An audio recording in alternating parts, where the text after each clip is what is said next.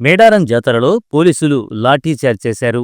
మహబూబాబాద్ జిల్లాకు చెందిన భక్తులు స్థానిక రెడ్డిగూడెంలోని ఓ ఇంటి యజమాని మధ్య కిరాయి డబ్బుల విషయంలో జరిగిన వాగ్వాదం తీవ్ర ఘర్షణకు దారితీసింది.